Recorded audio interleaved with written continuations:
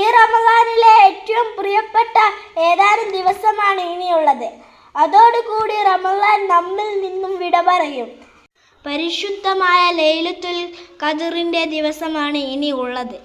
തൗബ ചെയ്യുക എന്നത് ഒരു മനുഷ്യനെ സംബന്ധിച്ച് മനസ്സിന് സമാധാനം ലഭിക്കുന്ന ഒന്നാണ്.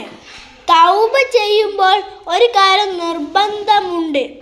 നിങ്ങൾ കാരണം ഏതെങ്കിലും ഒരു മനുഷ്യൻ്റെ മനസ്സ് വേദനിച്ചിട്ടുണ്ടെങ്കിൽ തീർച്ചയായും നിങ്ങൾ അവരോട് ക്ഷമ ചോദിക്കൽ നിർബന്ധമാണ്.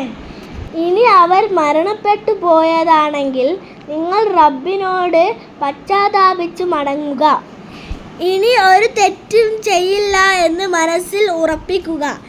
എങ്കിൽ മാത്രമേ നിങ്ങളുടെ തൗബ സ്വീകരിക്കുകയുള്ളൂ. ഭയഭക്തി ഹൃദയത്തിലാണ് വേണ്ടത്. ഹൃദയം ശുദ്ധമാണെങ്കിൽ പ്രാർത്ഥന അല്ലാഹു സ്വീകരിക്കും. നമ്മുടെ എല്ലാ പ്രശ്നങ്ങളുടെയും പരിഹാരമാണ് പ്രാർത്ഥന. ഇനിയുള്ള ഓരോ നിമിഷവും അല്ലാഹുവിലേക്ക് അടുക്കുക.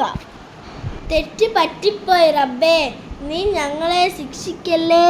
തെറ്റുകൾ പുറത്ത് ഈമാനോട് കൂടി മരിക്കാൻ നാഥാ നീ തൗഫീക്ക് നൽകണേ.